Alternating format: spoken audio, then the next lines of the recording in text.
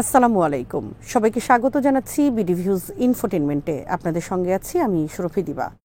যখন ভবিষ্যতের ইতিহাসবিদরা আমাদের বর্তমান সময়কাল নিয়ে লিখবেন, তখন তারা এই সময়টিকে এমন একটি যুগ হিসেবেই অভিহিত করবেন যেখানে আন্তর্জাতিক আইন অর্থহীন হয়ে পড়েছিল, নৈতিকতা ও মানবতা হারিয়ে গিয়েছিল এবং যেখানে এমনকি পশ্চিমা গণতান্ত্রিক মূল্যবোধের আবরণও যেমন মানবাধিকার ছুঁড়ে ফেলে দেওয়া হয়েছিল।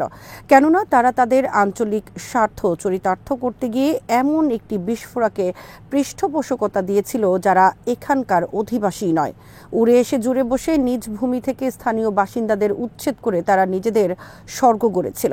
পশ্চিমাদের বিবেকহীন ভূমিকা নিয়ে তথ্য থাকছে এবারের প্রতিবেদনে।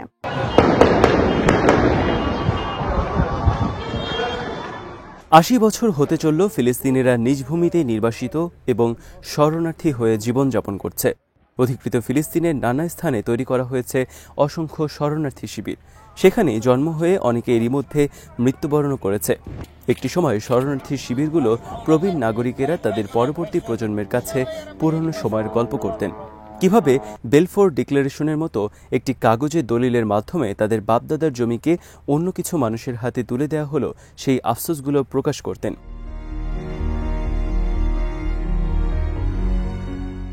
এই প্রবীণদের অনেকে এরই মধ্যে বিদায় নিয়েছেন, সারা জীবন আকাঙ্ক্ষা করেও শেষ পর্যন্ত আর পুরনো বসত ভিটায় ফিরতে পারেননি, নিজের দেশকে দখলমুক্ত দেখে যেতে পারেননি।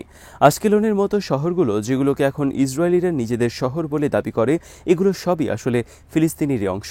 শরণার্থী শিবিরগুলোতে থাকা মানুষগুলোর অনেকের জন্ম হয়েছে এই শহরগুলোতে, অথবা তারা হয়তো তাদের বাবা মায়ের কাছে এই শহরগুলোর কথা শুনেছেন।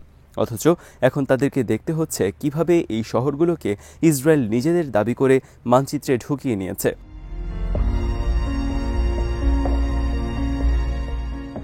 ইসরায়েল রাষ্ট্র প্রতিষ্ঠার পর ১৯৪৮ ও ১৯৪৯ সালে ইসরায়েলি মিলিশিয়ারা এই শহর ও পার্শ্ববর্তী গ্রামগুলো মাসের পর মাস অবরুদ্ধ করে, আক্রমণ করে স্থানীয় অধিবাসীদের, বিতাড়িত করে এবং পরবর্তীতে নিজেরাই সেই শহরের মালিক বনে যায়।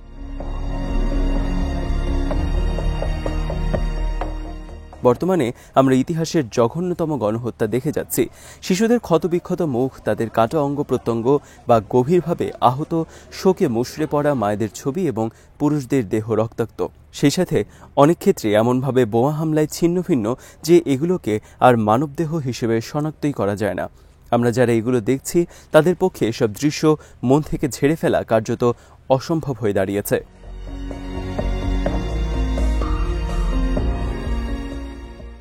বাস্তবতা হলো, যেসব শক্তিধর রাষ্ট্রের হাতে সামরিক সক্ষমতা রয়েছে তারা নির্লজ্জভাবে কোনো রকম সংকোচ ছাড়াই সেই গণহত্যার অস্ত্র ব্যবহার করছে এবং এরপর আবার সেই রক্তপিপাসাকে ন্যায়সঙ্গত করার জন্য বয়ানও তৈরি করছে।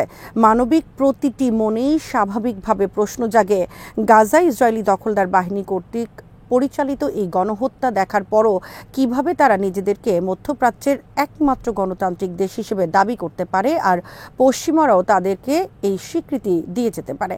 বর্তমানে যেভাবে জায়নবাদীরা শিশু ও নারীদের হত্যা করছে, এটি দেখার পর কারো পক্ষেই প্রভাবিত না হওয়া সম্ভব নয়। প্রতিদিন গাজায় এই বর্বরতা দেখে বিশ্বজুড়ে কোটি কোটি শান্তিকামী মানুষ কান্নায় ভেঙে পড়ছে।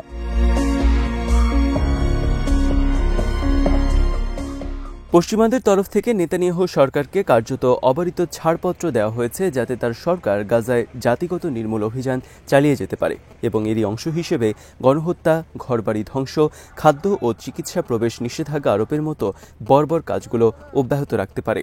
আর এই কাজগুলো ইসরায়েল করতে পারছে মূলত তার প্রধান সহযোগী দেশগুলোর কারণে, যার মধ্যে উল্লেখযোগ্য হল মার্কিন যুক্তরাষ্ট্র, যুক্তরাজ্য, ইউরোপীয় ইউনিয়ন এবং অন্যান্য পশ্চিমা ও অপশ্চিমা তথাকথিত গণতান্ত্রিক সরকারগুলোর সক্রিয় সমর্থন পাওয়ার কারণে।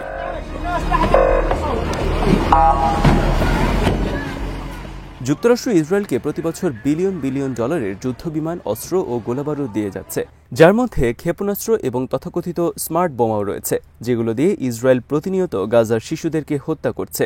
আর একাধিক পশ্চিমা মিডিয়া জানিয়েছে ব্রিটিশ সরকারও গাজার বেসামরিক স্থাপনায় আঘাত হানার ক্ষেত্রে ইসরায়েলকে সহায়তা করছে, আর ব্রিটিশ সরকার এই খবরগুলো অস্বীকারও করেনি। বিশ্বস্ত সূত্রে জানা গেছে, সাইপ্রাসে অবস্থিত ব্রিটিশ বিমান ঘাঁটি থেকে প্রতিদিন রয়্যাল এয়ারফোর্সের বিমান এসে গাজায় অভিযান পরিচালনা করে যাচ্ছে। এর বাইরে ইউরোপের সব দেশই, বিশেষ করে জার্মানি ও ইটালি, ইসরায়েলকে অস্ত্র রপ্তানি করে যাচ্ছে।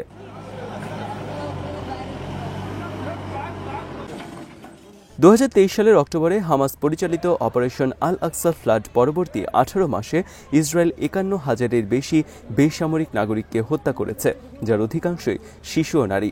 জিম্মি উদ্ধার ও হামাস ধ্বংস করার অজুহাতে ইসরায়েল মূলত সচেতনভাবে গাজার নিরীহ মানুষদেরকে হত্যা করছে। খাবার ও মানবিক সহায়তা ও চিকিৎসা সামগ্রী না দিয়ে ইসরায়েল গাজাবাসীকে অনাহারে ও বিনা চিকিৎসায় মৃত্যুর দিকে ঠেলে দিচ্ছে।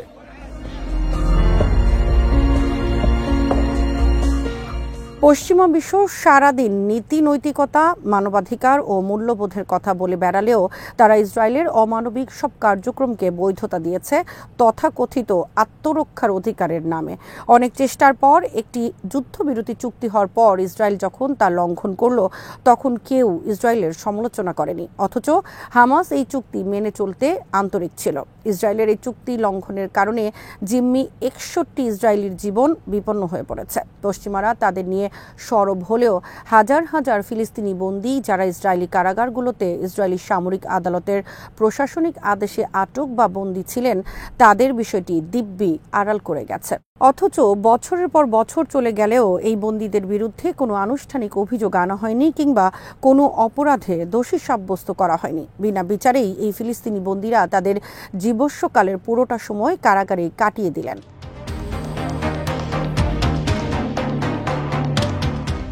যারা ইতিহাস জানে না তারা মনে করেন ফিলিস্তিন সংকট যেন 2023 সালের অক্টোবরেই হামাসের অভিযানের কারণে শুরু হয়েছে।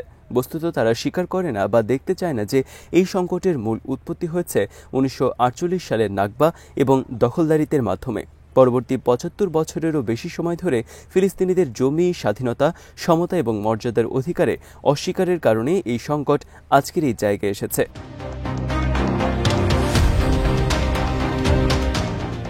অস্কারজয়ী ডকুমেন্টারি নো আদার ল্যান্ডে অত্যন্ত সরল অথচ হৃদয় বিদারকভাবে দেখানো হয়েছে যে ইসরায়েল একটি নৃশংস দখলদার শক্তি এবং একটি বর্ণবাদী রাষ্ট্র, যেখানে এমনকি ইসরায়েলি আরবরাও সমানাধিকার, মর্যাদা এবং স্বাধীনভাবে চলাফেরা করার অধিকার থেকে বঞ্চিত এবং প্রায়শই তারা ইসরায়েলি নিরাপত্তা বাহিনীর পৃষ্ঠপোষকতায় পরিচালিত সহিংস ঘটনার শিকার হচ্ছে।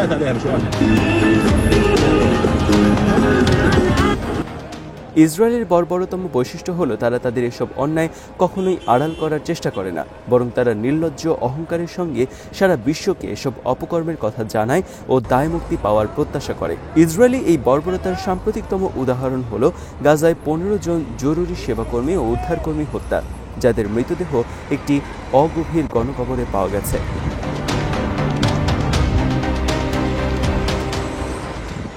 ইসরায়েল দাবি করেছে যে এই অ্যাম্বুলেন্সগুলো সন্দেহজনক ও বিপজ্জনকভাবে চলছিল, তাই তারা গুলি চালিয়েছে।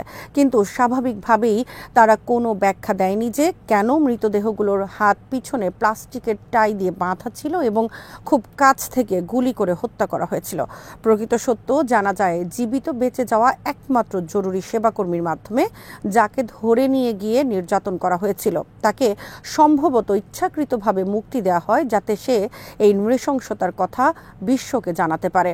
যাদের ইসরায়েলি বাহিনী হত্যা করেছে তাদের মধ্যে একজন ছিলেন অ্যাম্বুলেন্স কর্মী, যিনি আগেও 2 বার গুলিবিদ্ধ হয়েও সুস্থ হয়ে আবার কাজে ফিরেছিলেন, কারণ তিনি বিশ্বাস করতেন গাজা ইসরায়েলি দখলদার বাহিনীর নিষ্ঠুরতার শিকার আহত মানুষদের পাশে দাঁড়ানো তার দায়িত্ব।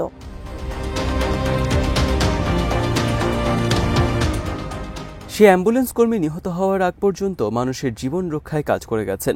যখন দক্ষিণ আফ্রিকার বিরুদ্ধে বৈশ্বিক বয়কট আন্দোলন জোরদার হচ্ছিল এবং বর্ণবাদী রাষ্ট্র হিসেবে এর নিন্দা হচ্ছিল, তখন ব্রিটিশ প্রধানমন্ত্রী মার্গারেট থ্যাচার কনস্ট্রাকটিভ এনগেজমেন্ট বা গঠনমূলক সম্পৃক্ততা শব্দটি চালু করেছিলেন।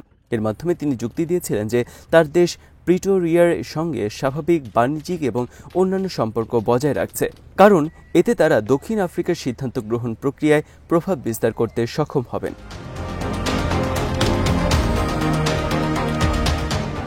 বর্তমানে অনেক ইসলামী আরব রাষ্ট্র একই ধরনের কৌশল অনুসরণ করছে। যুদ্ধবিরতির পর গাজায় গণহত্যা যখন আবারও শুরু হয়, তখনই সংযুক্ত আরব আমিরাতের ইসরায়েলস্থ রাষ্ট্রদূত একটি ছবি পোস্ট করেন, যেখানে দেখা যায় তেল আবিবে একটি বিলাসবহুল ইফতারের আয়োজন করা হয়েছে। অতিথিরা খাবারে পরিপূর্ণ টেবিল ঘিরে বসে ভোজে মগ্ন। অর্থাৎ তিনি ইসরায়েলকে ইসলাম বান্ধব হিসেবে প্রচার করার চেষ্টা করেন। অথচ ঠিক সেই সময় ইসরায়েল গাজার উপর সম্পূর্ণ অবরোধ জারি করে রেখেছিল, যার আওতায় খাদ্যসহ সব ধরনের মানবিক সহায়তা আটকে দেওয়া হয়।